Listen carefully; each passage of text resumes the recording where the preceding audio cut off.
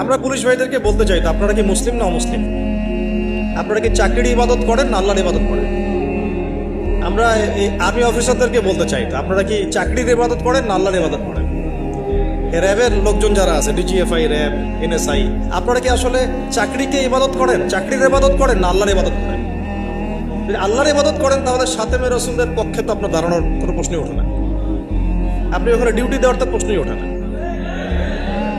বরং দেখা যায় চাকরিকে আপনি ইলাহ বানাইছেন, এই কারণে দেখা যায় যে রাষ্ট্রীয় দায়িত্ব পালনের অজুহাত দিয়ে নিষ্পাপ নিরপরাধ, নিষ্পাপ বলবো না, অন্তত নিরপরাধ মুসলিম ভাইদের বুকে গুলি চালাইতেও আপনাদের বুক কাঁপে না। তার মানে আপনারা আল্লাহর ইবাদত এখনো করেন না, আপনারা করেন মূলত চাকরির ইবাদত। চাকরিটাকে আপনি ইবাদত বানাইছেন, ইলাহ বানাইছেন। কথা তো বাস্তব। শাপলা চত্বরে ঘটনা, গুলি করা হয়েছে কি হয় নাই? তো কি কি অজুহাতে গুলি করা হয়েছে? যে আমার রাষ্ট্রীয় দায়িত্ব আছে, উপরের অর্ডার আছে। তো কি আছে? উপরের অর্ডারের উপরেও যে আল্লাহ আছেন সেটা আপনার মাথায় থাকে না?